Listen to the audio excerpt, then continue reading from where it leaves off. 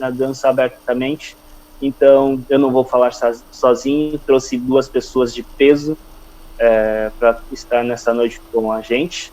Então, eu vou chamar primeiramente o professor doutor Marco Aurélio da Cruz Souza, professor, pesquisador, artista da dança, doutor em motricidade humana, especialidade de dança da Faculdade de Motricidade Humana, Portugal. Mestre em performance artística, dança pela Faculdade de Motricidade Humana, Universidade Técnica de Lisboa, Portugal. Membro da comissão de criação do curso de licenciatura em dança da FURB, Universidade Regional de Blumenau. Professor e coordenador dessa licenciatura. Coordenador do projeto de extensão Grupo de Danças da FURB. Autor e organizador dos livros da área da dança, formação, experiência estética e formação de professores. Membro do Conselho Científico e Fiscal da ANDA, Associação Nacional dos Pesquisadores de Dança, gestão de 2018 a 2020. Coordenador do Comitê Temático Dança e Cultura, Poéticas Populares, Tradicionais, Folclóricas e Étnicas e outros atravessamentos, da Associação Nacional de Pesquisadores em Dança, UAN. E também é vice-presidente da Aprodança, Associação Profissional de Dança do Estado de Santa Catarina, da gestão de 2019 a 2021. Chamamos também a professora doutora Jussara Xavier, pós-doutora em Filosofia pela UFSC, doutora em Teatro pela UDESC, mestre em Artes, Comunicação e Semiótica da PUC de São Paulo, especialista em Dança da UDESC, bacharel em Administração pela UFSC e licenciada em Artes Visuais pela Clarentino. É professora, colaboradora dos cursos de graduação, licenciatura em Dança, em Teatro e em Música da Universidade Regional de Blumenau e da pós-graduação em Dança Educacional da Faculdade Sensupec. É membro da Comissão de Avaliação de Incentivo à Cultura da Fundação Cultural de Florianópolis. Responde pela coordenação e curadoria do Festival Internacional Múltipla Dança e do projeto Tubo de Ensaio. Publicou os livros Cena 11, Dançar é Conhecer, em 2015, e Acontecimentos de Dança, Corporeidades e Teatralidades Contemporâneas, em 2013. Organizador dos diversos títulos da área da dança, na função de coordenadora dos seminários de dança do Festival de Dança de Joinville. Organizou edições e dos livros intitulados 1, 2, 3 e Já, a criança pinta, borda e dança. Em 2018, A Dança Não É Só Coreografia, em 2017, foi professora colaboradora da graduação em teatro da UDESC, trabalhou como gestora de projetos, coordenadora técnica, professora e produtora da Escola de Teatro Bolshoi do Brasil. Realizou a concepção e direção de espetáculos de teatro e de dança. Foi bailarina profissional nos grupos Raça, Cia de Dança e Cena 11, Cia de Dança, e em 2019 lançou o site Mediateca de Dança, que além de disponibilizar gratuitamente livros, textos e vídeos de sua autoria, reúne um grande acervo documental relacionado à história e memória da dança catarinense. Então eu peço agora para o Marco Aurélio e Jussara aparecerem para dar seu boa noite a todos.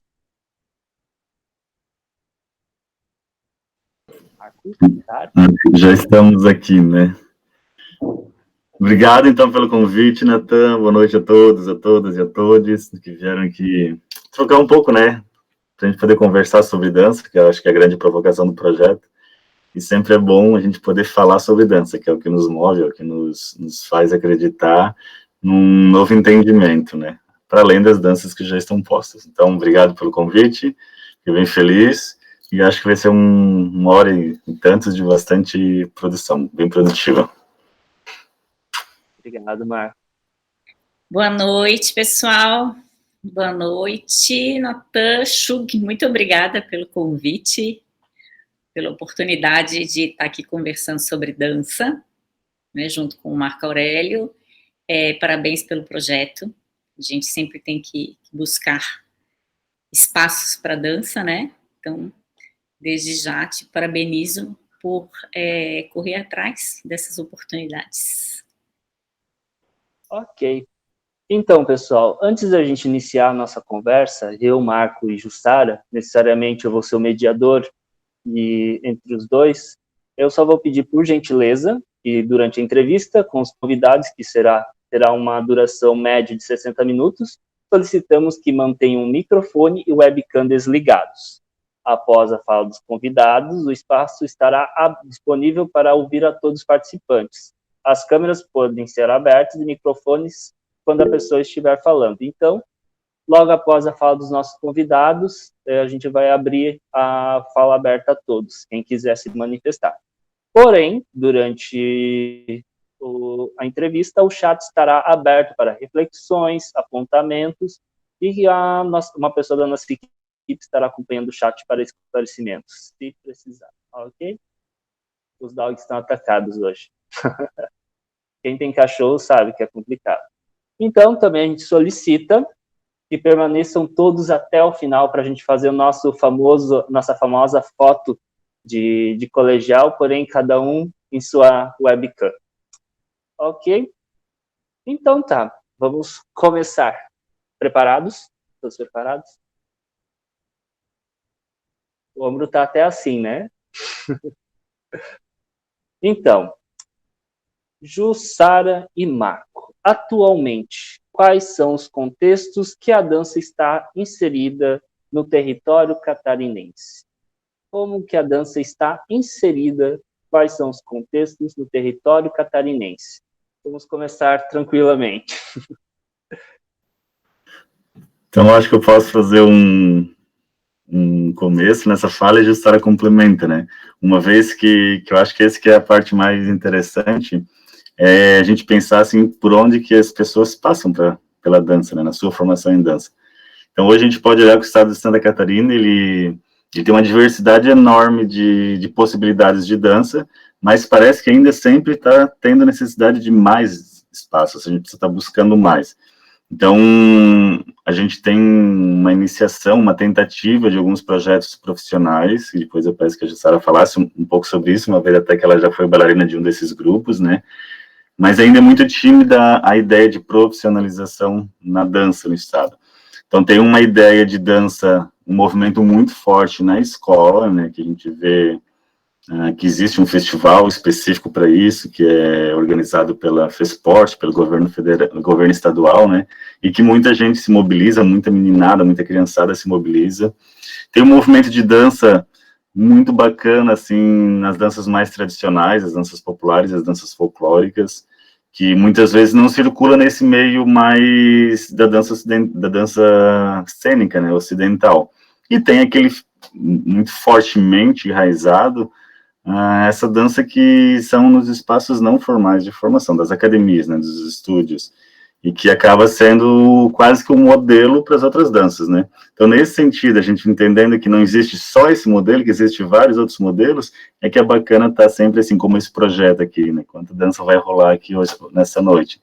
Então, hoje o Estado, assim, eu vejo essa possibilidade enorme que tem de dança já acontecendo e que pode ampliar muito mais ainda.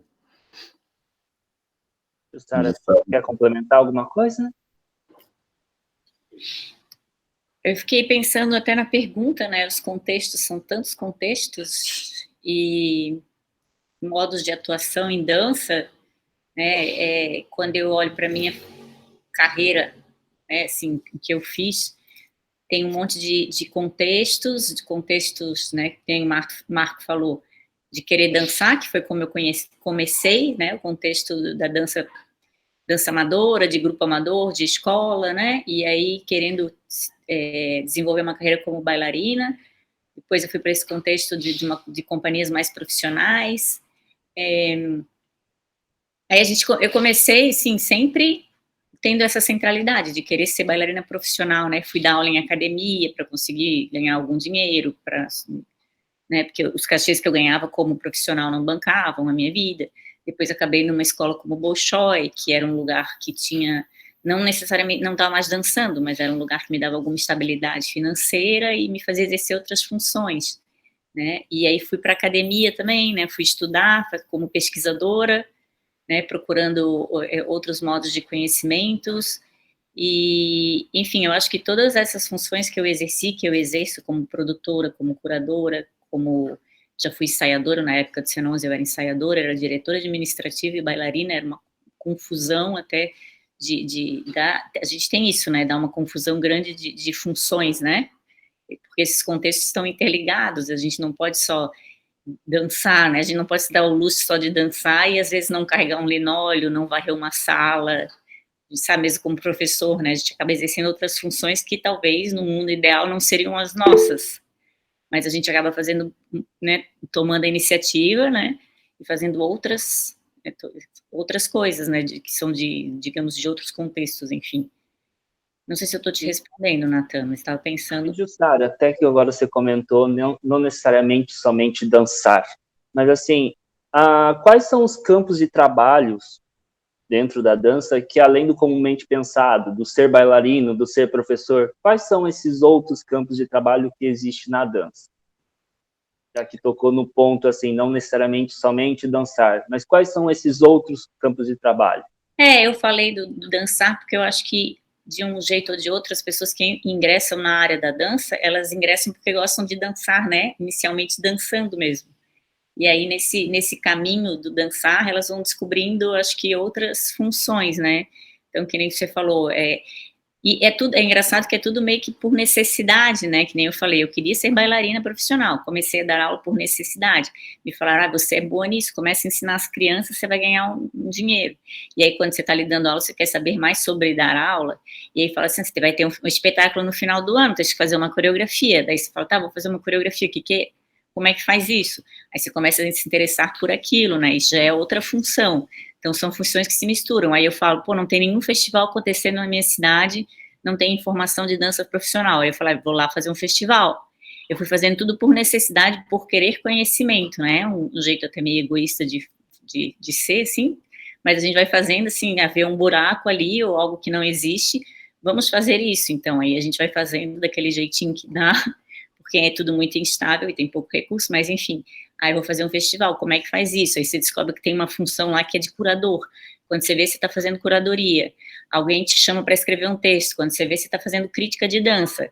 Aí vai dando um pouco de medo até, né? As pessoas começam a falar, você é crítica de dança? Você é curadora de dança? Você é produtora? Né? E o que você... Né? A gente fica...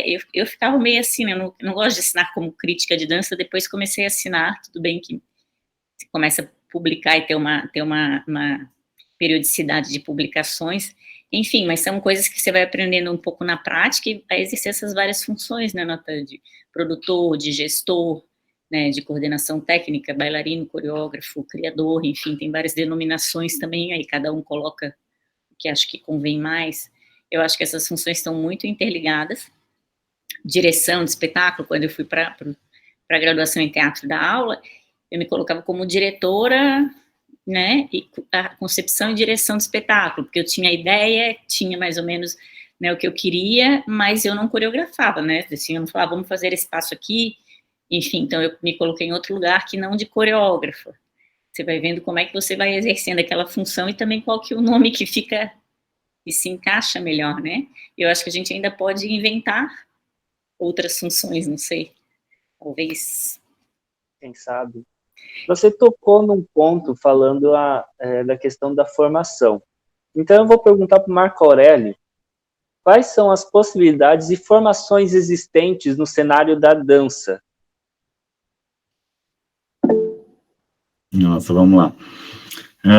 Bom, estava ouvindo a Jussara, acho que as falas agora vão começar a se cruzar, né, porque quando não tem como fugir de um assunto, né, sem com que eles toquem em alguns pontos que às vezes estão ainda não muito claros para as pessoas, né, principalmente para as pessoas que fazem dança, porque tirando essa última parte que a Jussara trouxe, todo o outro começo daqueles contextos, e que eu falei também inicialmente, eles estão muito numa perspectiva de entretenimento, né? As pessoas estão lá para ser, ou elas vão fazer porque é um hobby, porque elas gostam, ou quem vai assistir também é um lugar de estar se entretendo, de ter uma formação ali estética, artística, a partir da assistência, né?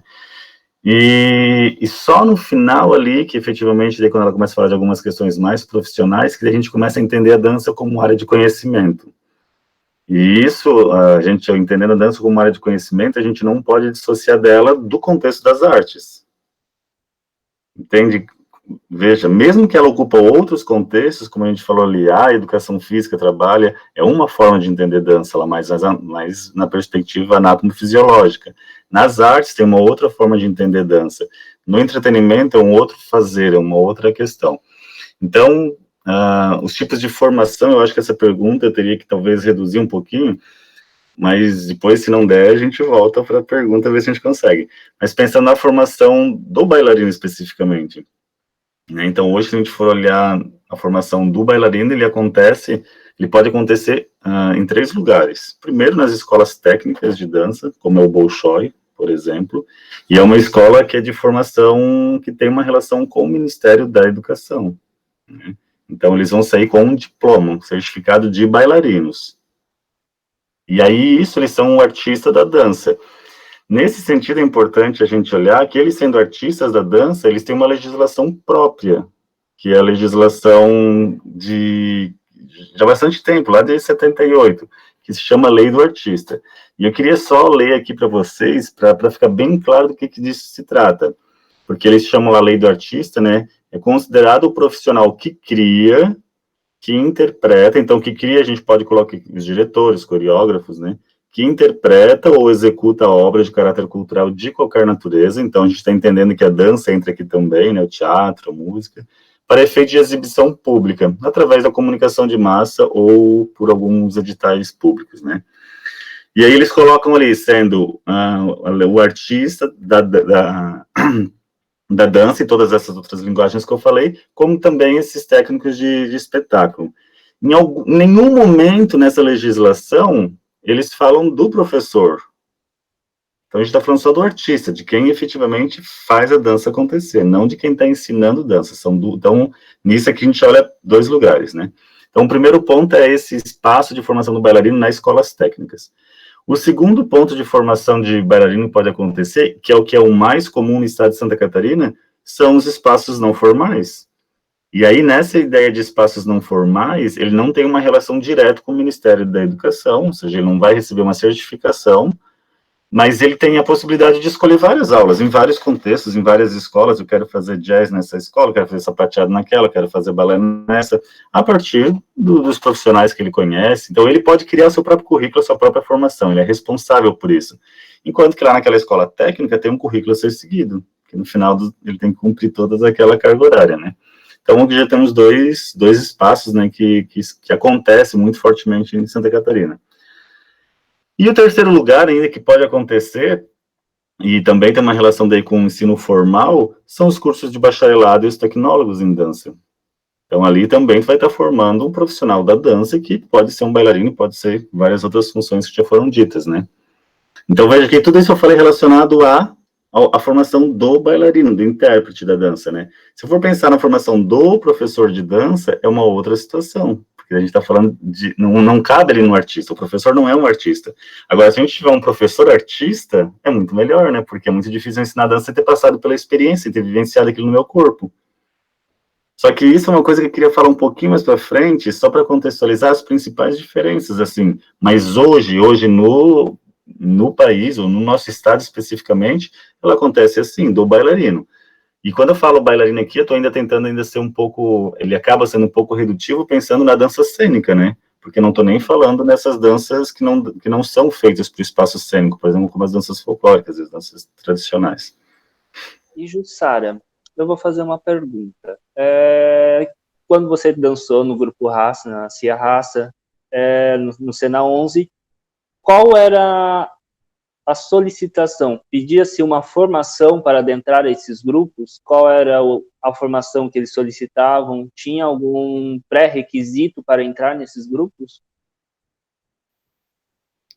Bom, aí estão várias histórias diferentes, né? Porque o Sena 11, eu sempre digo que tem 2 inícios, que foi um início na década de 1980, quando a dona da academia, Rosângela Matos, ela fundou a Rodança, e ela quis criar um grupo para representar a academia em festivais. Aí ela fez o Sena 11, colocou esse nome, Sena 11.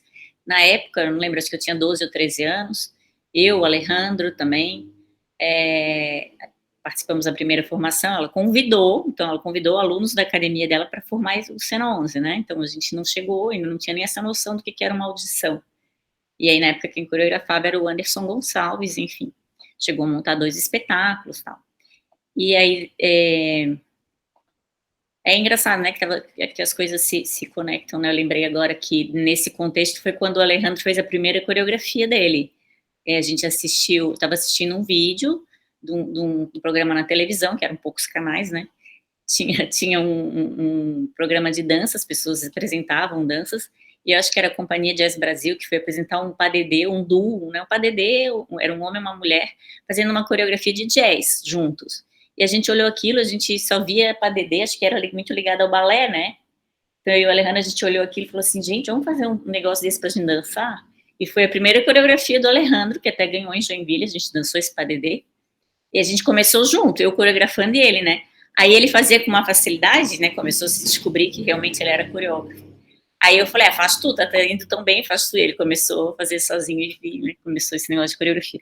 Enfim, nesse meio tempo, a gente foi para São Paulo, que a gente viu Raça muito em Joinville, né? Dançando como convidado, assim, adorava. A Roseli Rodrigues fazia curso de férias, ia para lá, voltava. E aí teve a audição para o Raça. A gente fez esse teste lá em São Paulo para entrar. Aí sim, tinha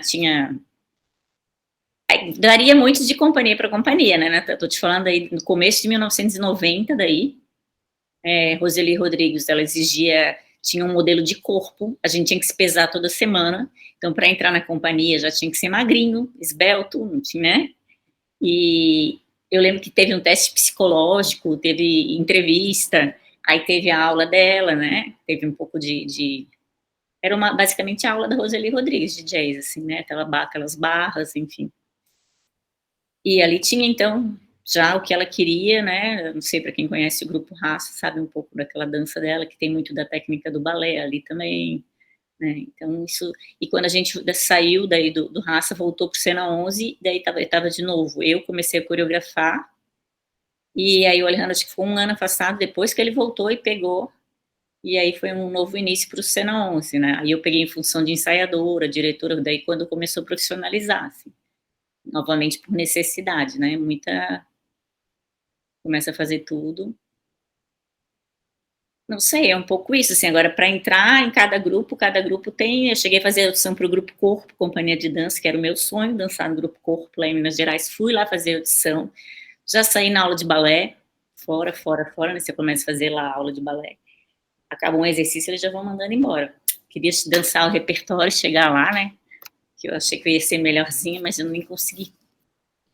Para fazer um balanço, eu não sei se você poderia responder. Qual é o pré-requisito, por exemplo, no Cena 11 para adentrar na companhia hoje? Hoje, o Cena 11 mudou muito, muito, muito, muito. Sabe que eu não sei te responder essa pergunta. Não sei te responder. É muito interessante, é um apontamento bem rápido, como que naquela época a metodologia tradicional ela era muito impregnada nas companhias e escolas de dança, não que não seja impregnada hoje em determinadas escolas, mas como o surgimento de outras metodologias também acabou fazendo um outro olhar para o corpo, um outro olhar para o movimento e assim por diante.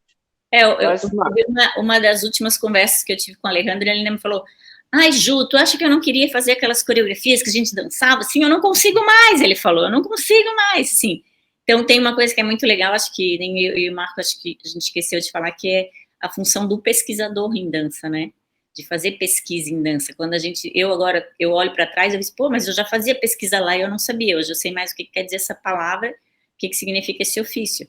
Mas desde o começo tem isso intrínseco, né, fazer pesquisa, e no Cena 11 isso é muito sério, né, de fazer pesquisa, então o Alejandro não consegue mais voltar, né, é outra história já, não é mais, hoje ele não tem mais um modelo de corpo, né, não tem mais, não sei o que ele está pensando agora, imprevisível. Ainda falando sobre formação, Marco Aurélio, quais são os lugares que possuem formação, sejam ela para professor ou para bailarino, em Santa Catarina? Saberia pontuar? A gente deixa fazer um Marco. Caiu. Voltou? Gente, desculpa, minha internet caiu aqui, que loucura. Tu conseguiu ouvir a última pergunta? Não. Eu perguntei se você saberia pontuar quais são os locais de formação que existem em Santa Catarina, seja para professor ou para bailarino. Tá. Bom, para bailarino, eu acho que já está meio respondido naquela outra questão, né, que eu digo, nos cursos técnicos, nos cursos livres, né. Os cursos livres são esses que acontecem nesses espaços não formais. E para professor de dança, pronto, daí a gente entra num outro lugar, né, porque muitas pessoas começam a se intitular professor sem ter uma formação para professor. Então, hoje, se a gente for olhar a nossa legislação no país, é professor quem faz um curso de licenciatura, seja qual é a modalidade que tu vais trabalhar, seja a dança, seja as artes, seja a matemática, tanto que tem cursos de bacharelado em matemática e de licenciatura em matemática. Quem faz o bacharelado não tem a licença para ser professor, ou seja, ele não fez o curso de licenciatura, ele não tem licença para atuar na escola. Quem faz um curso de física não tem licença, por exemplo, para trabalhar na escola. Então, a palavra professor, se a gente fosse dar uma olhadinha, assim, toda a trajetória, né, principalmente mais no final do século XX, quando foi criada a LDB mesmo, ela está muito relacionada ao contexto formal, seja ele educação infantil, ao ensino fundamental 1 e 2, ensino médio e até o ensino superior, né? Então, isso teria que ter um curso de licenciatura. Em Santa Catarina, hoje, nós temos um curso de licenciatura que eu conheço, que é o no qual eu estou trabalhando, que é da FURB, e tem outros movimentos já bastante antigos, na UDESC, que ainda não se efetivou, eu vi que na Univale estavam também tentando fazer, mas aí tem outras questões que estão envolvidas, assim, né, por quê? Porque tem que estudar. E, obviamente, que quando a gente vai falar de uma formação de professor de dança, as pessoas começam a ocupar esse espaço e não é muito pensado porque sempre foi feito assim, culturalmente. Então, talvez o nome mais correto seria instrutor nas escolas de dança, né, instrutor de dança, tanto que no Bolshoi eles contratam as pessoas lá que trabalham como professor, mas na carteira está escrito instrutor de dança. Porque a palavra professor, ele carrega consigo, assim, uma importância, não que o instrutor não tenha essa importância, mas a importância é tão grande no sentido de garantir alguns direitos. E o que eu quero dizer com isso? Que a dança, ela não é uma profissão regulamentada. Não sendo uma profissão regulamentada, a gente vai aceitando tudo, assim, as pessoas se formaram para ser bailarinos, não conseguem viver da dança como bailarinos, porque a gente não tem companhia suficiente no país, no estado, nas cidades, e aí começam a ter que se virar para viver e ter um contato com a dança. Façam fazer o quê? Começa a dar aula de dança. Ou começam, enfim, fazer projetos como esse aqui, que é bacana. Então, é uma forma de as pessoas continuarem estar em contato com a dança, mesmo não podendo mais estar atuando como bailarino, ou como sonhou lá no começo, né? Então, isso é uma coisa, não é uma profissão regulamentada. Então, se a gente for olhar quem atuava com a dança, muitas vezes, ou é quem tinha dançado muito tempo, ou pessoas que se formaram em educação física. E se a gente for olhar os currículos da educação física e do teatro, a gente vai perceber que nos cursos de teatro, antes de ter dança, o curso de dança tinha muito mais componentes que tratavam do corpo, da arte, do processo criativo, do que no curso de educação física. Mas, hegemonicamente, são mais essas pessoas. O que aconteceu? A educação física conseguiu, por um movimento de muitas pessoas, que ainda a gente não consegue ver isso na dança, né? Um movimento de pessoas engajadas, de querer fazer as coisas acontecer. Eles conseguiram reunir esse grupo de pessoas no país todo e conseguiram chegar nos deputados até aprovar a educação física enquanto profissão. Hoje, a educação física é uma profissão reconhecida. Agora, onde que ele atua, onde que os profissionais da educação física atuam, não é uma outra questão. Mas se acontece qualquer coisa, a gente não tem a quem recorrer. Sabe, a gente, não tem um conselho. Então, o que a gente faz? O pessoal da licenciatura está regido pela LDB, ou seja, tem lá tudo como tem que ser, que é o que está em relação à LDB, a Lei de Diretrizes e Bases para a escola. E os outros artistas, e os outros profissionais? Vivem daí muito de editais, né? E se acontece alguma coisa, daí vai nos grupos do WhatsApp pedir ajuda, porque a gente não tem, assim, ninguém para fazer isso, para tomar as frentes, para organizar. No país a gente tem uma associação nacional, que é a ANDA, mas ela é responsável por questões da pesquisa. Não trata muito do artístico, não trata quase nada, na verdade. Ela trata muito da pesquisa em dança. Então, isso é um primeiro ponto que eu queria chamar a atenção. E quando a gente fala de reconhecer uma profissão, obviamente que aí a gente vai mexer em alguns lugares que as pessoas não querem, principalmente as pessoas que estão há muito tempo. Vocês acham que foi fácil, por exemplo, para o pessoal da educação física, que trabalhava a vida toda com aquele exercício, lá, seja de musculação, seja do que for, de repente dizer, não, agora tu não pode mais fazer isso porque tu não é profissional, ou seja, tu não tem um ensino superior. E aí eles ganharam lá o que eles chamavam naquela época um CREF supervisionado. Então, quem trabalhava a vida toda com musculação, por exemplo, tinha 5 anos para continuar trabalhando com isso, que é o tempo de fazer a graduação. Então, automaticamente, tu mexe numa estrutura e força as pessoas a estudarem aquilo. Então, isso... Pode terminar, desculpa. Não, eu digo, isso é um movimento bastante forte. Imagina se a gente chegasse aqui no estado hoje dizendo, quem não tem licenciatura em dança, quem não pode mais trabalhar com dança. O estado, ele vive com essas outras pessoas que sempre fizeram a dança sem ter essa formação específica. Isso, eu estou chamando sua atenção para isso, porque não estou falando de qualidade, de ser melhor ou pior, não é nada disso, até porque uma formação, dependendo de quem está fazendo, um ensino superior, seja a área que for, se não tiver envolvimento, comprometimento, experimentar bem, não tem a garantia de que isso vai ser um melhor profissional. Mas o que a gente sabe que é esse pessoal, por exemplo, que está fazendo um curso de licenciatura em dança especificamente, e vai trabalhar com a dança, que vai ter muito mais subsídios para entender a dança enquanto área de conhecimento. Porque lá se vai tratar de aspectos não só anatomo-biológicos, como se faz lá na educação física que eu falei antes, mas vai pensar, né, aspectos didáticos para o ensino da dança, metodológicos, fisiológicos, anatômicos, antropológicos, sociológicos, filosóficos. Então, vai pensar a dança, artísticos, né, estéticos, isso não posso deixar de falar, mas tem uma relação com a dança diferente daquela que só praticava em outros políticos, isso, Rodolfo, que praticava só no ato de fazer a dança enquanto um admirador, ou que eu tenho prazer de ir numa escola de dança e fazer. Então, isso é bastante delicado, assim, então a gente tem que... É importantíssimo a gente ter mais pessoas engajadas na causa, assim, né, porque somos poucos, né, olha quando nós estamos aqui, 19, e é muito difícil conseguir fazer uma reunião no estado de Santa Catarina que passe muito disso.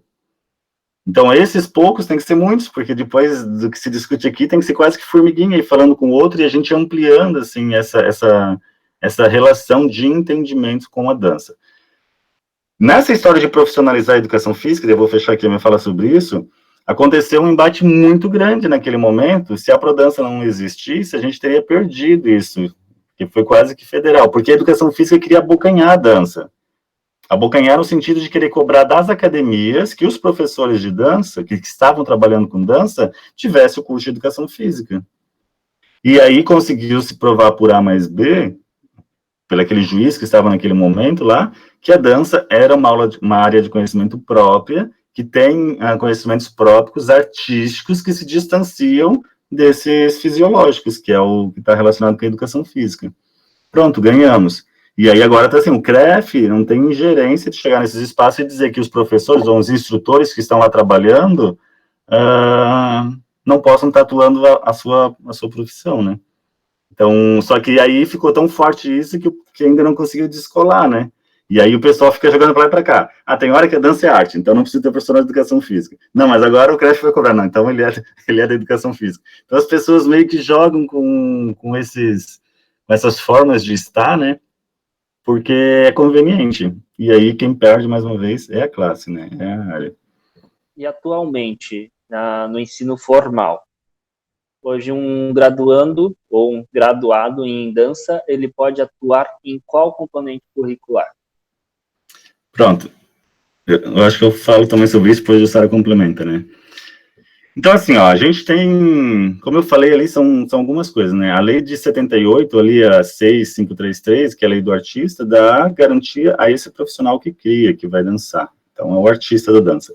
Agora, quando a gente fala do professor de dança, ele tem que ter obrigatoriamente a licenciatura em dança, porque ele vai atuar na escola. Se ele for atuar na escola, ele pode atuar Na componente curricular artes, então ele pode fazer as provas e os concursos para artes, ou se alguma cidade mais evoluída, que temos poucas no estado de Santa Catarina ainda, mas se já tivermos uma cidade mais evoluída que já está ofertando o componente dança, só quem tem a licenciatura em dança vai poder atuar nessa escola.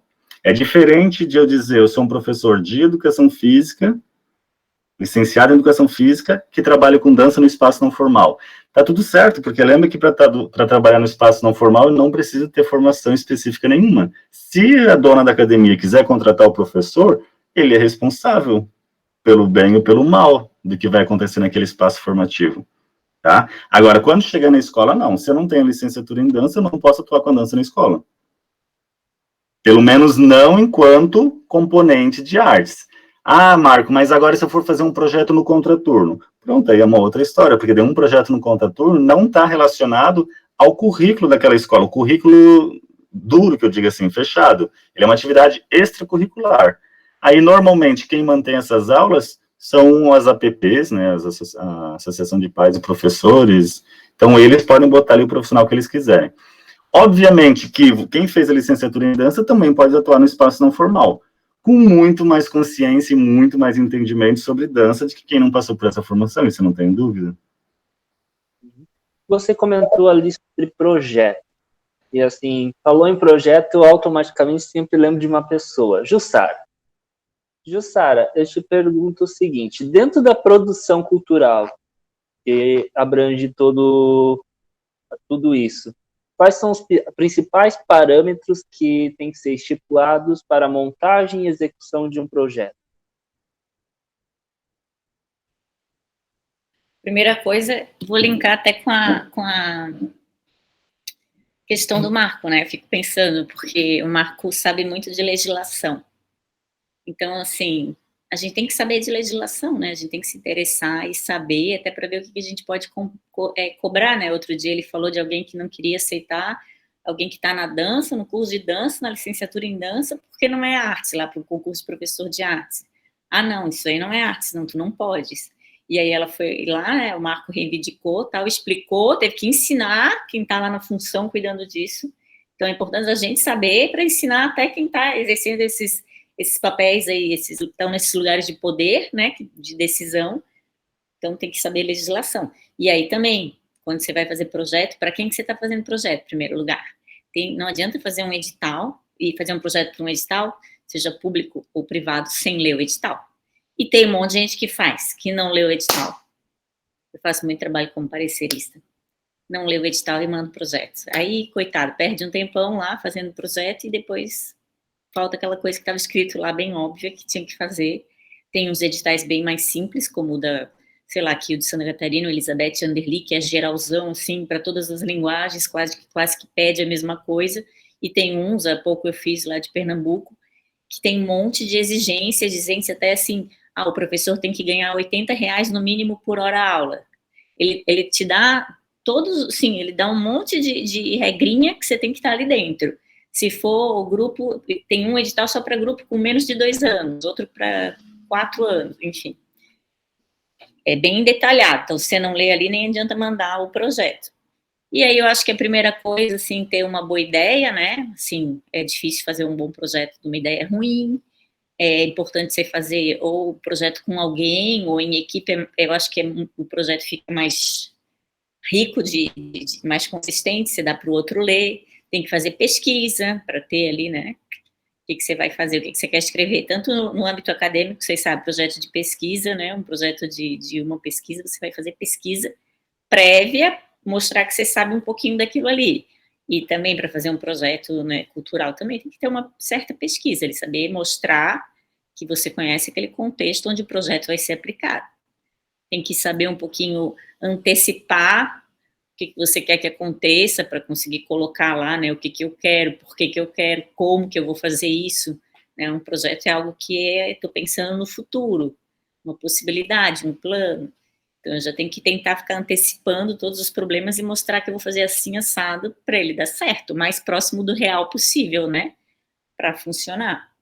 Então, É engraçado que tem projeto que eu pego às vezes e que a pessoa bota 1000 textos, faz citação, fala, mas a gente lê o projeto inteiro e não sabe o que a pessoa quer fazer. Então, às vezes, tem que ter um exercício também assim, de ser sintético, mas ser objetivo, ser claro. Né? Quando você estava lendo os currículos, eu pensei, nossa, que coisa mais chata para todo mundo ficar escutando os currículos, né? Mas, ao mesmo tempo, quando eu pego o currículo que fala assim, essa pessoa já dançou, foi premiada em vários festivais pelo Brasil e pelo mundo. Aí eu fico pensando, que prêmio é esse, né? Onde é que ela passou? Estudou com renomados professores. Que professores? O que ela estudou? Então, é tudo muito vago e genérico, você não consegue dar uma nota para a pessoa, porque você fica tentando imaginar o que essa pessoa fez. Então, um projeto também, eu falo, eu quero fazer um evento super legal de dança. Tá, como é que é esse evento? Me fala quantos dias, o que vai ter de oficina, quantas horas que vão ser as oficinas, assim, quantificar e qualificar as coisas, assim, do modo que o outro que consiga compreender, sabe? Então, é engraçado isso, porque parece que é uma coisa simples, mas as pessoas têm muita dificuldade, assim, de colocar o que eu quero, o que você quer fazer, me fala, assim, sabe? Tentar ver o caminho, tudo que precisa para fazer aquilo, fazer esse exercício. O que o Rodolfo falou ali? Ele falou que é aprender a falar o que faz. A faculdade, ela ajuda muito nisso. O aprender o que eu vou falar para outra pessoa, o que necessariamente se torna importante. E, na verdade, mesmo se a gente for colocar, isso que eu fiz uma leitura breve, tanto do currículo do Marco, quanto da Jussara, porque se a gente fosse fazer a leitura por extenso, da Jussara a gente terminava no dia seguinte, no Marco, semana que vem. Então, se for pensar para pontuar tudo que eles fizeram, então é aprender necessariamente a pontuar o que se torna importante, nesse sentido que o Rodolfo quis comentar. Ô, Natan, Jussara, eu vou pegar ali, eu acho que é importante a gente ilustrar com nomes, assim, né, e fatos efetivos, porque no estado de Santa Catarina a gente não conseguiu ainda, digo, enquanto de novo, né, enquanto coletivo, interferir na Secretaria de Educação para que as escolas estaduais aceitassem os acadêmicos que se formam, os professores que se formaram em teatro, em música, em dança não tinha ainda até então, né? Por quê? Porque eles entendem que tem que ter artes, a palavra artes no diploma. Então, basicamente, quem assume as aulas no estado de artes é o pessoal das artes visuais. Então, a gente está tentando agora, assim, de dentro, do menor para o maior, começando aqui na FURB, onde tem um curso de dança, nas cidades do Vale, esse movimento de aproximação com as prefeituras. Então, todas as prefeituras a gente tem visitado, conversado com o secretário de Educação, com os diretores que atuam, porque são eles que vão fazer os editais e depois passar para uma empresa que vai gerir tudo isso, né? Só que isso muda, né? Tu vai no outro ano, já é uma outra pessoa que já mudou aquela conversa quase. Então é um exercício assim, bastante constante. Essa semana agora eu fiquei muito, muito feliz pela uma postura de uma acadêmica nossa da segunda fase, que está indo para a terceira agora, a Alexia, que se inscreveu para Gaspar, é a cidade onde eu moro, para um edital de artes. E estava artes geral, não estava falando, né? Artes e qual linguagem de artes. E aí ela recebeu um e-mail dizendo, justamente como a Jussara falou, que ela não poderia concorrer porque ela não é das artes. Aí ela pegou e ligou para mim, professor, olha o que aconteceu, eu recebi este e-mail, eles não me aceitaram, mas o professor falou lá na disciplina de metodologia de ensino da dança escolar, quando a gente leu as legislações, quando a gente estudou todos os documentos oficiais, né, da educação, que a dança entrava, o professor disse que nós poderíamos, eu falei, pode? E aí eu peguei e mostrei para ela o parecer, né, 022 de 2005, que já diz lá que desde 2005 deixou de se mudar, de se falar em educação artística, e sim começou a falar em estudar artes com a especificidade das suas linguagens.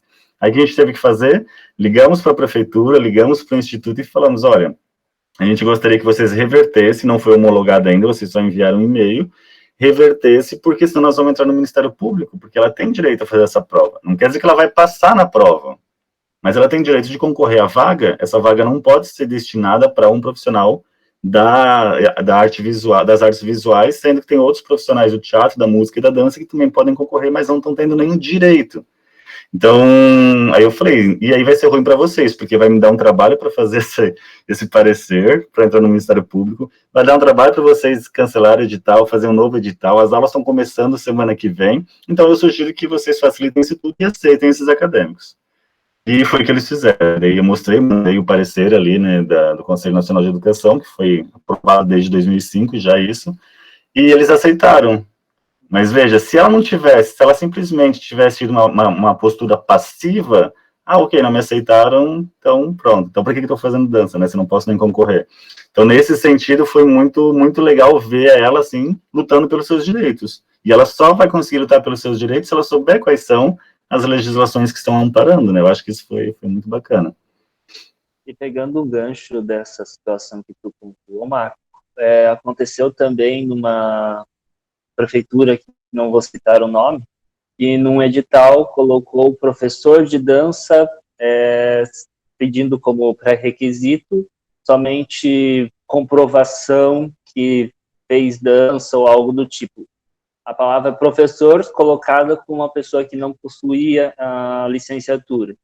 Então, daí eu peguei, conversei, pontuei, falei que necessariamente para ser professor era necessário possuir a licenciatura, porque não tem como você, eu vou contratar um professor de dança e pedir somente comprovação por papéis, necessariamente, eu fiz curso com tal pessoa, mas não necessariamente nada formal, não é do ensino formal, e para as outras demais áreas, para educação física e assim por diante, solicitar a licenciatura. Então, achei muito injusto, até mesmo que não fazia nexo. Então, solicitei para fazer essa alteração de instrutor. Fizeram uma errata, entenderam o equívoco que houve, fizeram uma errata e assim por diante, seguiram o edital. Mas isso, só vai acontecer quando as pessoas reivindicaram, porque para eles é novo. Se é novo para nós que somos da área, que estamos estudando isso, imagina para eles que não conhecem, que trabalham assim com a coisa, sabe? Para eles, arte, dança, talvez se resume a dança clássica, para muita gente ainda.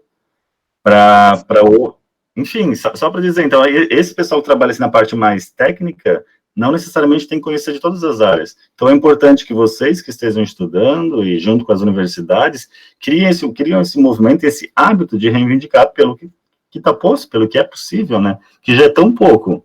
Então, se a gente ainda deixar passar, a gente vai perder todo o espaço possível que tem já por garantia de legislação.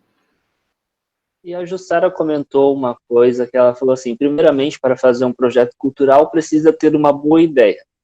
Necessariamente, quando a gente pensa numa boa ideia, sempre a gente quer inovar, obviamente inovar, mas necessariamente a gente sempre, às vezes, acaba se prendendo aos clichês. Então, eu vou utilizar parafrasear, utilizar um termo, como é pensar fora da caixa, Jussara? Como eu posso pegar e pensar fora da caixa para ter ideias além do normal? Ideias além do normal, eu não sei, né?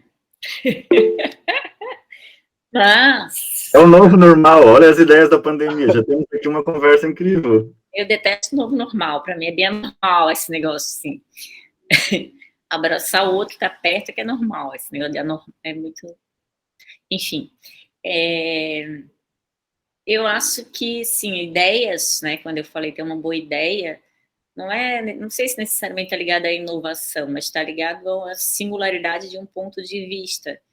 Acho que a questão de ideias, eu sempre gosto muito, né, da coisa do roubar ideias, né, de citar os outros, né, quanto mais eu acho que repertório você tem de conhecimento, você consegue fazer conexões com aquele conhecimento, com aqueles saberes, e aí você consegue fazer umas propostas interessantes. Então, acho difícil a pessoa que fica muito fechada, né, aquele negócio de sistema fechado que acaba morrendo, que não troca.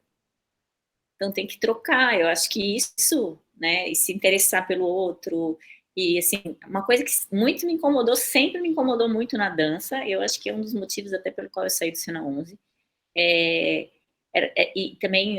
Mas acho que daquele tudo, assim, também quando eu estava já desde o raça, tudo era só andar com os bailarinos que só falavam de dança, dança, dança, dança, dança. Isso sempre me encheu um pouco o saco, assim. Aí, depois disso, eu fui ter amigos de outras áreas, e eu tenho realmente pessoas que são de áreas completamente diferentes, que eu acho isso muito mais interessante, assim. Então, eu recomendo, assim, que as pessoas da dança se juntem com outras pessoas que estudam outras coisas, e às vezes é legal a gente ver, por exemplo, eu estava querendo lembrar o nome dela, aquela engenheira que faz... A Alexandra. Alexandra, né? Tipo, ela tem uma formação em engenharia, e aí ela tem esse pensamento, né, da matemática.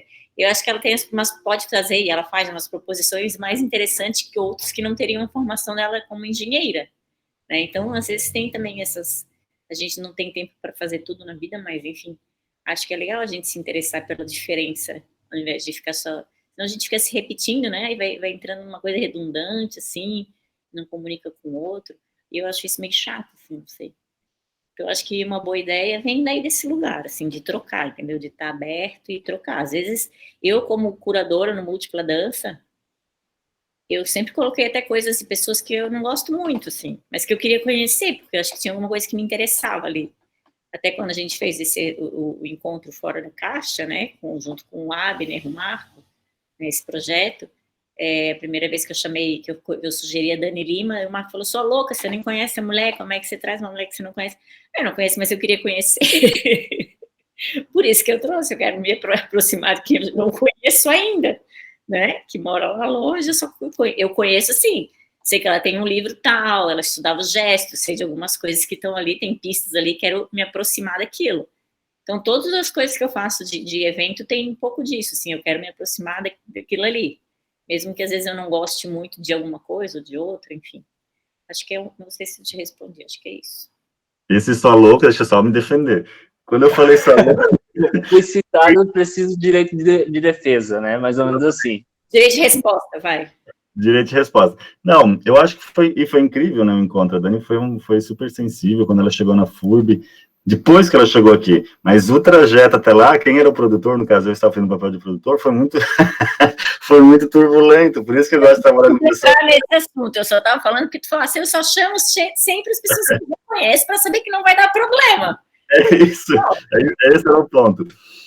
Mas, assim, o que eu queria dizer, assim, que eu acho que é bastante importante, e aí, quando a gente tem uma organização de um coletivo, e é isso que eu queria chamar a atenção mesmo, da importância desses encontros, dessas pessoas, é porque, por exemplo, hoje a gente tem no estado de Santa Catarina, esse Elizabeth, por exemplo, ele é muito mais democrático, mas a gente tem democrático no sentido que ele espalha os prêmios para todo o estado. Se a gente olhasse há 5, 6, 7 anos atrás, os prêmios todos se resumiam à cidade de Florianópolis. Por que se resumia a cidade de Florianópolis? Porque as coisas acontecem muito lá. É a capital? É a capital. Mas tinha poucos projetos em Joinville, poucos em Blumenau, poucos. Por quê? Mas essa é a minha visão muito pessoal. Porque lá, além de ter esse movimento artístico pulsante lá que trabalha, mas eles pensam, eles têm universidades lá, fortes, importantes para a formação dessa área de conhecimento. Então, esse exercício de escrever projetos aliados com a sua prática artística resulta num lugar muito mais potente, que é diferente de quem?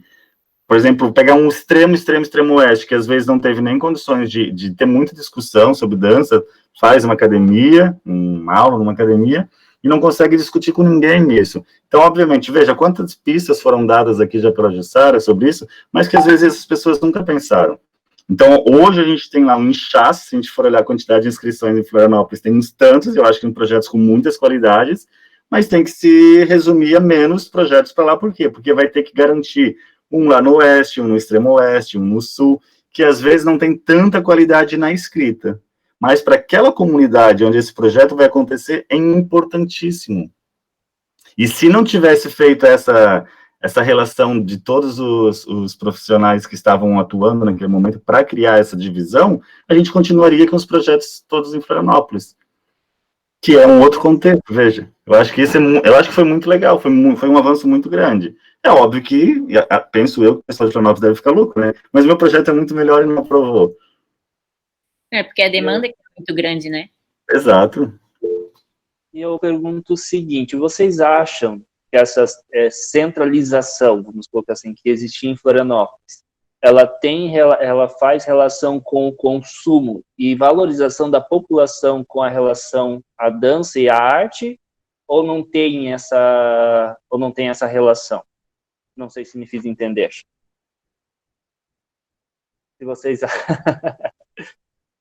se vocês acham que a questão do consumo e a valorização da população com a arte faz com que a dança em Santa Catarina foi centralizada em Florianópolis, necessariamente, questão de projetos e assim por diante.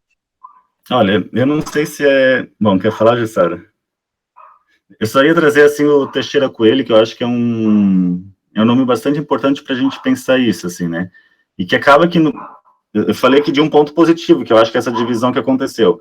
Mas, no final das contas, esses editais, eles acabam limitando muito os processos artísticos criativos. Por quê? Porque tu tens que cumprir tudo aquilo que tem lá. Então, tu pode fazer, mas tu não pode fugir daquilo. E, às vezes, os projetos têm características próprias. Por exemplo, eu quero desenvolver um trabalho compositivo mais intimista, para 10 pessoas. A proposta é essa. Mas não, eu tenho que fazer para vender, para mostrar para tantas pessoas, tem que ter um público mínimo, porque isso está lá no edital.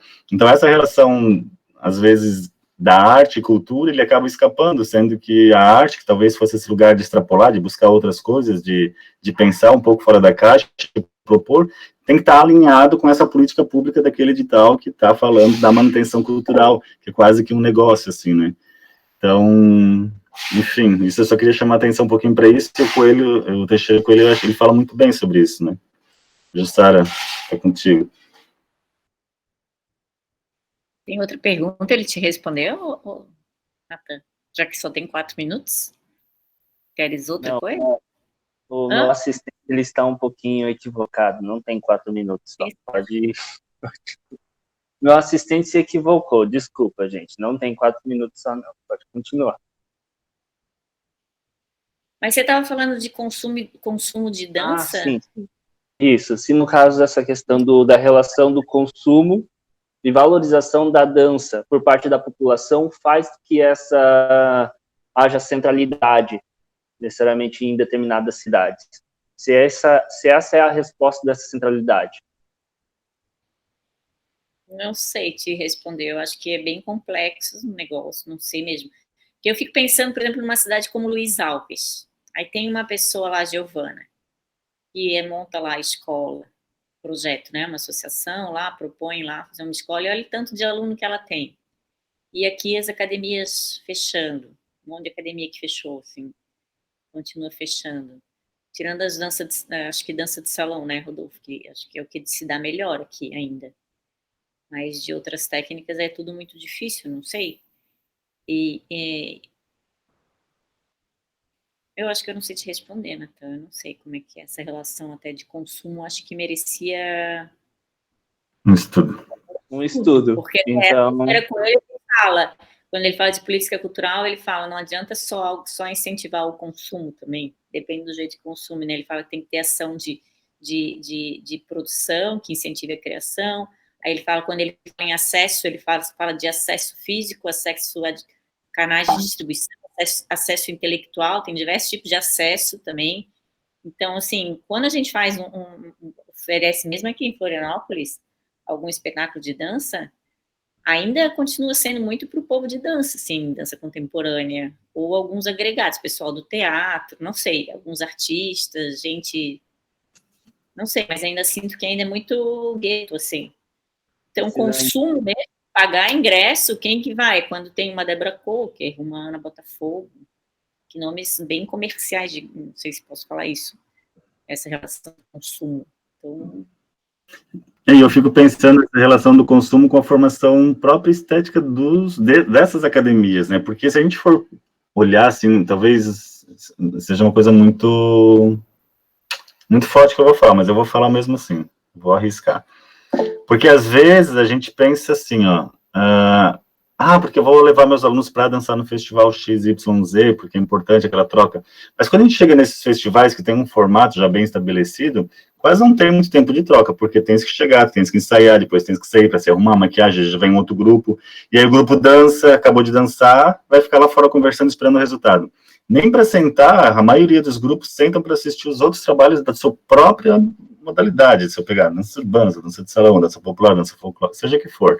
Talvez o pessoal da dança clássica já tenha uma postura um pouco diferente, mas isso é um entendimento meu, uma vez que eu tenho estado muitas vezes assim, do lado de jurado, olhando, aí eu vejo muito esse movimento dentro dos teatros, né? E depois as pessoas que vão, por exemplo, nos espetáculos finais de ano, são os familiares.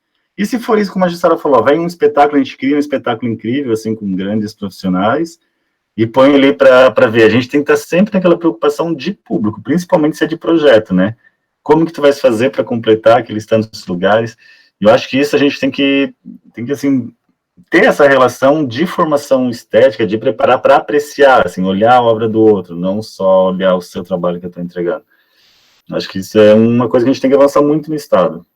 As escolas têm que estar nesse movimento junto, assim, de formação com seus alunos, né? Porque são eles que estão fazendo a dança, eles que estão, ainda assim, nas escolas, sabe, movimentando fortemente essa dança. Mudar a postura de dentro, né? Mudar a postura a partir daquele professor ou daquele instrutor que está naquele determinado grupo para alterar essa...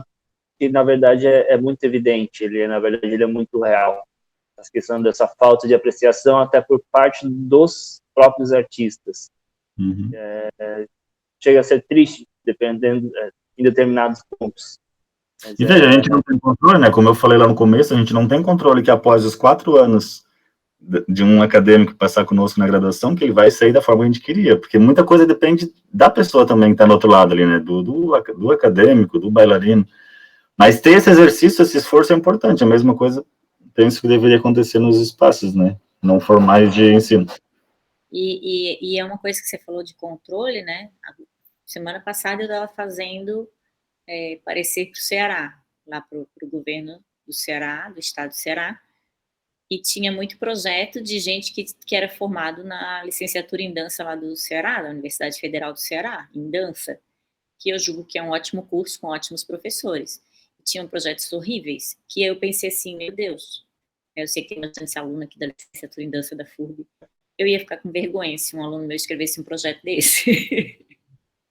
A gente tem que aprender a escrever bons projetos para não dar um mau testemunho da instituição. É muito engraçado isso, eu lembrei agora.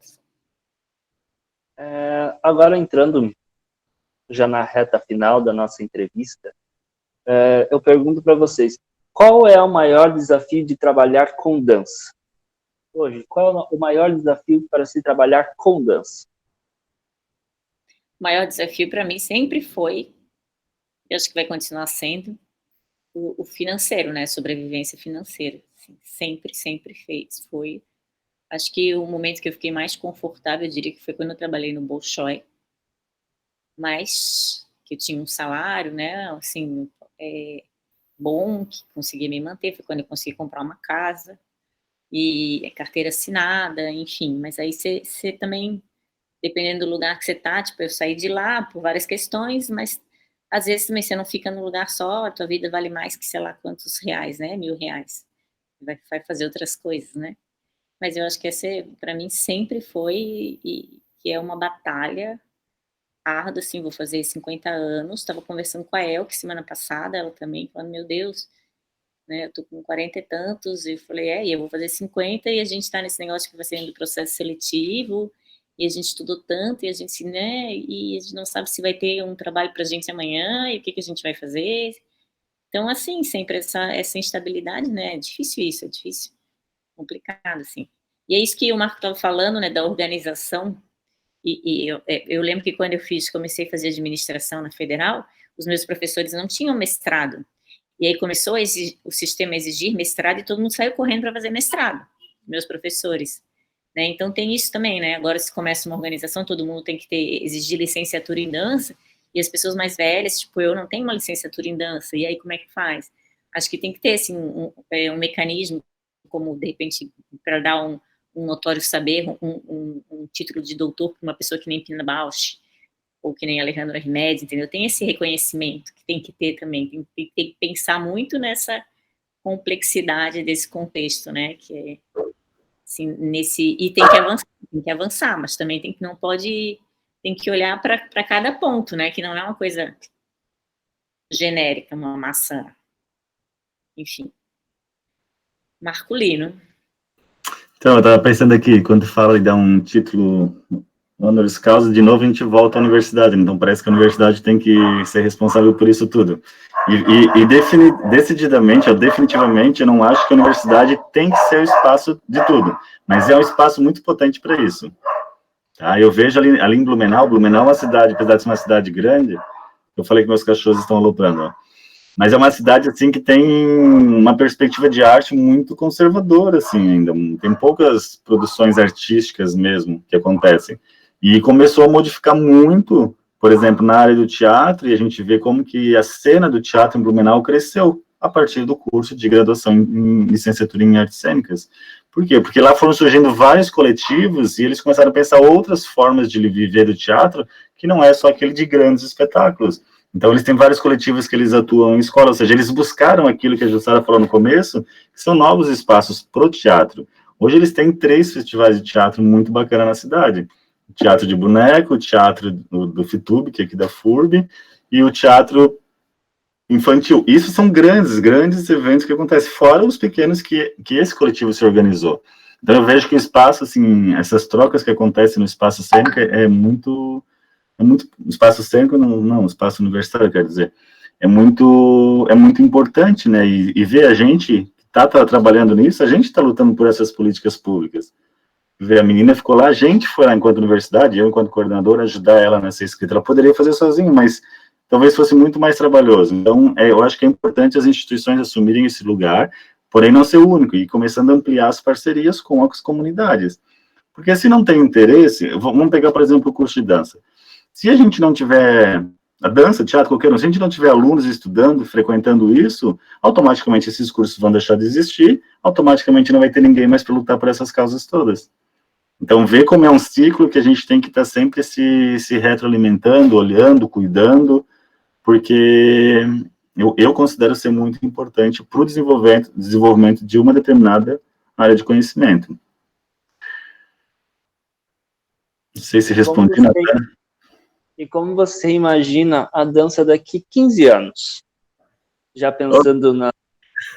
O Natan também quer matar a gente, né? Não consigo nem imaginar como ela está hoje. A gente está pensando, discutindo alguma coisa junto.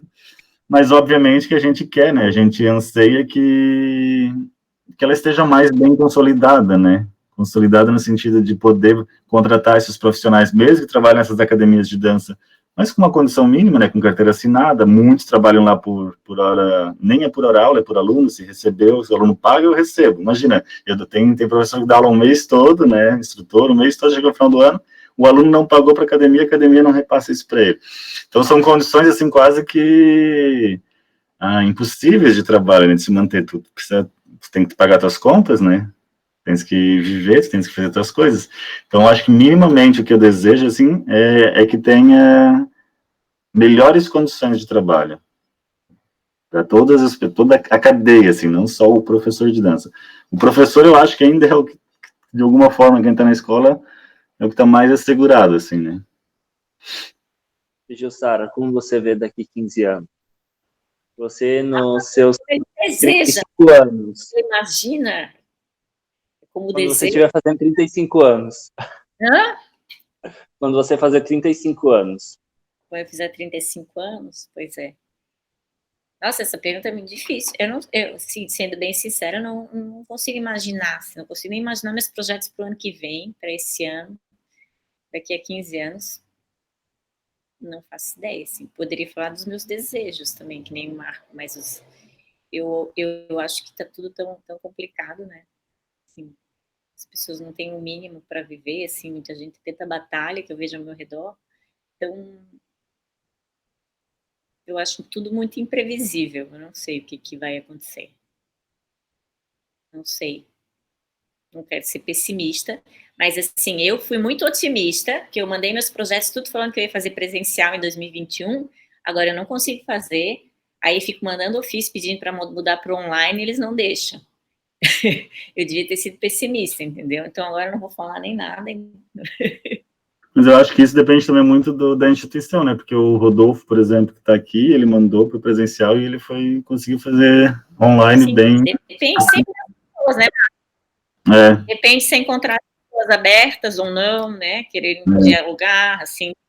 Eu vejo sempre, né? Tem uns textos meus que, quando falo do contexto de Santa Catarina, é um cenário de desbravadores, porque sempre tem algumas pessoas que são chaves, assim, na história da dança no estado, né? Eu penso, assim, por exemplo, Blumenau, sem o marco, na frente da FUB, o que seria aquilo ali? Não sei se seria.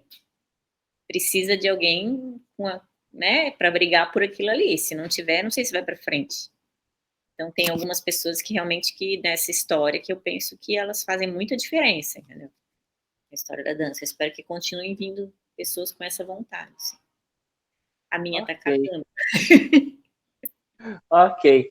Pessoal, agora nesse momento desse nosso encontro, eu vou pedir para todos abrirem as câmeras para a gente ver os rostinhos de vocês. E agora a gente vai deixar a palavra aberta. Só coloque ali no chat, se inscrevo, eu quero fazer alguma pergunta, eu quero fazer alguma colocação, só coloca ali inscrevo para a gente ter uma ordem de falas.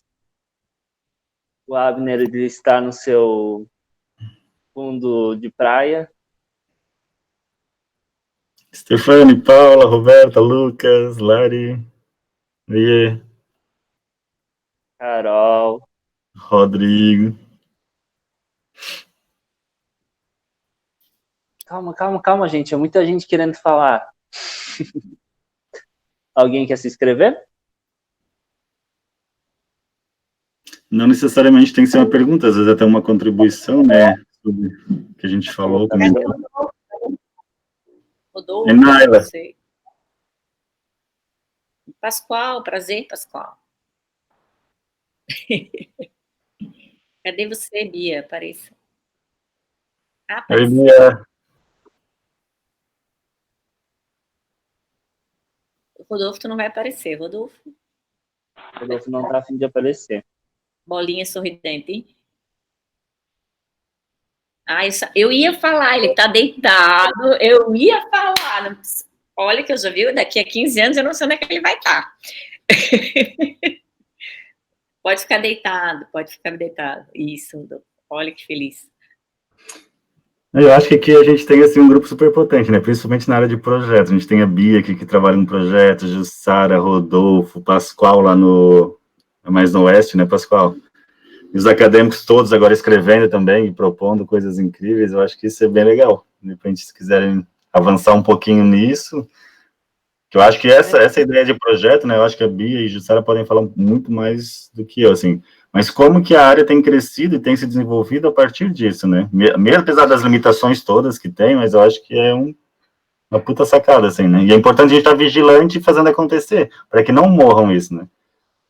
Ô, Natan, posso fazer uma pergunta? Eu vou pedir pro... pode falar. Eu queria fazer uma pergunta pro Pascoal, mas pode falar.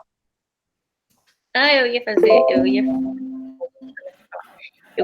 fazer uma pergunta para a Bia, eu queria que ela perguntasse o que ela tirou dessa experiência aí de candidata a vereadora. Meu Deus, eu acho que tem que ser tão corajosa para fazer isso, que eu não está tão mal, pode pensar uma pessoa que está fazendo um negócio de campanha, como é que foi? Não, é verdade, porque eu acho que de tudo que vocês comentaram, né, faltou essa parte da política, né? Porque a arte, ela é política, e política é arte, e o ser humano é um ser político, e a política realmente pode modificar a vida das pessoas, né? Então a gente também tem que se apropriar dessa capacidade mesmo de mobilização,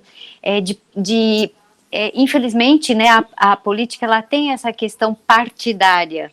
Não dá para ser só a ciência política. Então, eu não tinha partido, não era afiliada a nenhum partido, então tive que me filiar a um partido, no caso eu saí pelo PDT, e a gente saiu num coletivo de mulheres pela cultura. Tá, a gente está eleita, quarta suplente do coisa, mas a gente vê que quem foi eleito foram os partidos tradicionais dos homens brancos, ricos, cheios da grana, que conseguiram fazer 800, 900 votos, e a gente fez 328, com uma baita de uma campanha, sabe? Falando sobre o que é cultura, sobre mulher, sobre antirracismo, sobre todas as questões sociais, inclusão social e tal. E eu vejo que a gente ainda tem muito ainda o que conquistar realmente de respeito pela cultura, porque todo mundo falava assim para mim: ah, mas é que cultura não dá voto, as pessoas não votam na cultura. Eu falei assim, não tem problema, mas a nossa campanha ela vai ser pautada na cultura, porque é um momento de fala também, né? Eu ia ter canal para isso, ia ter panfletinho para isso, fizeram lá 5.000 panfletos, 10, 15 mil panfletos, e a cultura estava lá. E a arte estava lá no panfleto, nos 15.000 panfletos distribuídos. Então, não importa, assim, é um trabalho de formiguinha, mas eu vejo ainda, né, como vocês sempre colocam, a gente também sempre coloca nessa coisa da prodança, do associativismo, é o poder do número de gente que a gente tem numa hora de uma votação importante como essa. Então, ainda acho que temos sim que entender a política como um lugar que pode trazer dinheiro, que pode trazer prestígio, que pode trazer leis, marcos regulatórios para a nossa área, né? Então é uma experiência completa aí mesmo, Ju. E parabéns aí pelo encontro de vocês, está muito legal, eu adorei. Parabéns por Obrigado pela presença. candidatar. Eu vou fazer então a pergunta para o Pascoal, daí logo em seguida eu vou deixar o Rodolfo e a Tainá falar. É que o Rodolfo e a Tainá agora é o mesmo ser, né? Mas o Pascoal, eu vou fazer uma pergunta. No chat, tu colocou lá sobre a sua experiência, que você escreveu sobre o projeto no Elizabeth. Eu queria que você comentasse mais sobre essa experiência em si. Tu pode comentar com a gente? Boa noite a todos. Obrigado pelo convite à reunião. Fico agradecido particularmente ao amigo Marco Aurélio, que foi o qual me intermediou essa reunião aí, e eu tive a oportunidade de participar. Meu amigo Natan, é o seguinte, sobre os projetos, eu senti a necessidade de comentar ali, porque eu estou vendo, não sei se há alguém aí que se pronuncie, se houver, na área da dança específica, dança gaúcha de salão. Eu vi que praticamente, assim, aqui no meio oeste, pelo menos, que deu para perceber, a minha academia do Grupo Raízes, muito poucas outras academias nessa área de dança gaúcha se inscreveram, entendeu? Até, inclusive, aqui sendo uma área mais rural, assim, mais interior, eu sou muito amigo lá da Paola Zonta, lá de Pinhalzinho, por exemplo. Ela tem uma dança mais contemporânea lá, e lá é mais oeste ainda, né? Então, quando eu me inscrevi no Elizabeth, ela foi um grande pilar para me indicar, Pascoal, você vai conseguir, você vai ver que é só o primeiro que é ruim. E pense para vocês, um gaúcho do interior, se atracar num projeto. Não foi fácil. Para mim, foi um desafio mesmo, tanto que eu pedia cada vírgula para a Paola. Eu dizia, Paola, e agora, o que eu faço? Na verdade, eu trabalho com dança gaúcha uma vida inteira, só que eu me dedico à cultura gaúcha, da dança tradicional folclórica e dança de salão, assim, profissionalmente, fiz MEI e tudo mais, há 2 anos. Então, quando eu iniciei esse procedimento do MEI, era para eu viver da arte, porque, para vocês terem uma ideia, eu sou formado em engenharia industrial mecânica e eu não quis continuar, eu não me sentia mais feliz naquilo ali.